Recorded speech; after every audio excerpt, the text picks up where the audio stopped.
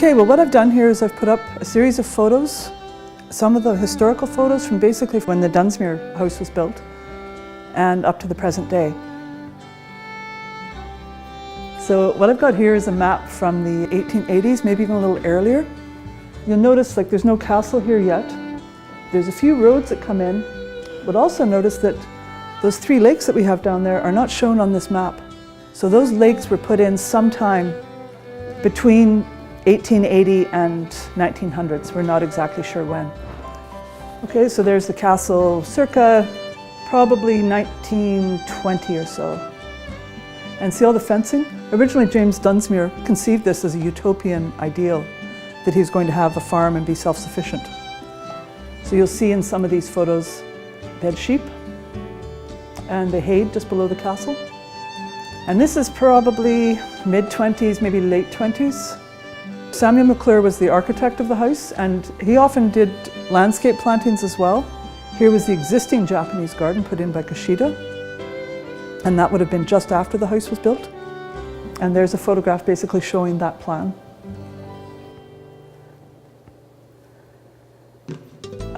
So this is fairly early on, judging by the motor car, and still using horses to do their cultivation. The mews was the garage as well as the stables. The outside for the motors and the inside would have been for their horses. This horse here I think is Kismet, which was James's son's favourite horse. This to me, dress and everything looks 30s. I'd love to know where that bench went, and no, it's not in anybody's living memory. Okay, you'll notice no Grant building. So this is pre-1942. Again, we're probably in the 30s here. It's quite a different feeling just having the forest there instead of a building. So that's the same view today.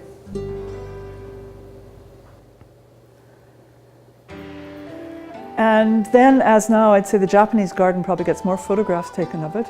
Obviously that bridge is no longer there. If you go down and walk around the lake, if you look down on the pathway, you can see the old footings where that bridge went.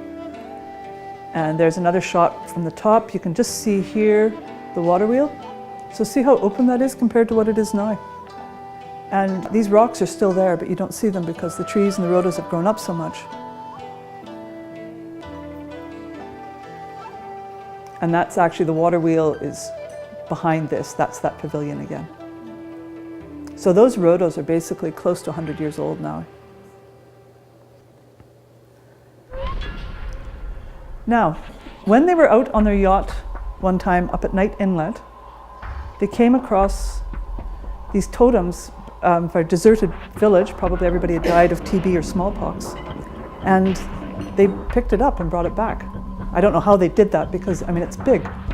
And they put it in the garden. The military sent it to Ottawa, so it's now in the Museum of Man.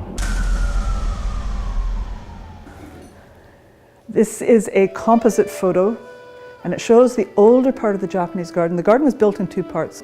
Kushida made 4 Japanese gardens in Victoria, of which this upper one is one. So the lower part, where everybody thinks of the Japanese garden here, was not done by Kushida. Around the lake was done by somebody else, and we're not sure who it was. The upper part is what he put in with plants that he imported from Japan. We're probably getting into the 30s for this, judging by the size of the cherries. That's the weeping cherry right there. And that's it today. It's still about the same size. That's one of the original cherries. The crayons, made in Japan, but made for the Western market. A garden in Japan, they wouldn't use something like that because that would just be far too literal. It would be an obscure arrangement of stones that you were supposed to read into the fact that it was a crayon. So these were shipped over here and to England as well. Bouchart's has a set as well, and I dare say there's probably other gardens in Victoria that have them. Yokohama Nurseries was actually quite famous for shipping out irises and lilies, as it turns out. It was a major source of foreign income in Japan to bring in foreign currency. And so they had ordered a lot of iris from there, and this was actually edging part of the lake. And this is that little pavilion that hangs out over the lake and has the wisteria on it. So I mean, it's quite well developed there. So again, we're probably looking late 20s, 30s here. And that's it today. They've taken away the rustic construction, and now we have just metal poles.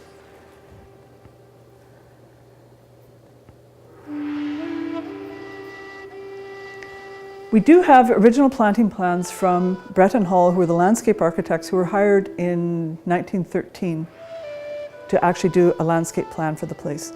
McClure had done some planting. I think there were some plantings done according to his style, but I mean, it was very limited. He wasn't really a landscape architect. So this is the plan for the Italian garden. There it is. And here they've planted up with, I think, annuals. I don't think it was the phlox that was originally stipulated. They've got the bay trees there. And there's a bird bath. The military put in their cenotaph here in memory of the dead. The bird bath was what was originally there. That's looking down towards the castle. Same picture today. Hollyhocks, which were on the original plans, and hollyhocks. So here's phlox, which was on the original plan. Not sure who that is. I'm sure it's one of the Dunsmuirs though. See here they've got petunias as well as the phlox. And this I think might have been English ivy growing along there that was taken off eventually because it becomes dangerous and it's hard on the architecture. Now, a lot of people don't realize they used to have a conservatory. And the conservatory is it was an expensive proposition. It was big. It's as big as some of the ones that you would see in some of the big gardens in England. And that was the inside of it. When the military took over, they turned it into a planetarium for teaching celestial navigation for the cadets. And unfortunately in the 50s sometime there was a snowstorm that was so bad, it was so heavy that it actually bent the frame and they ended up taking it down. The walled garden was originally for growing fruit. In Britain, it was always where you have your fruit trees around the edge of espalier and you would grow your crops for the house in the middle. So here you can see that they've got, I think it's some sort of cole crop, cabbage or cauliflower. This is the greenhouse that exists today, and the conservatory was right behind it. Original plan for the rose garden. It's got all the names of the plants that they put in, most of which they've been replaced 2 or 3 times since. Most of those varieties just ended up dying out.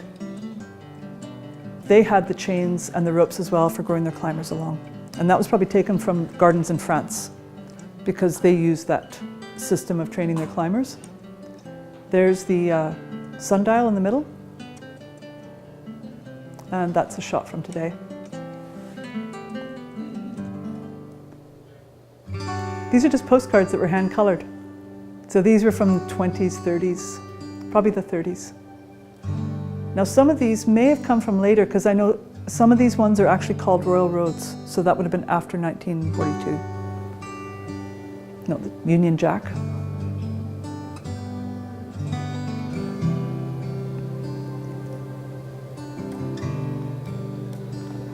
And that's it.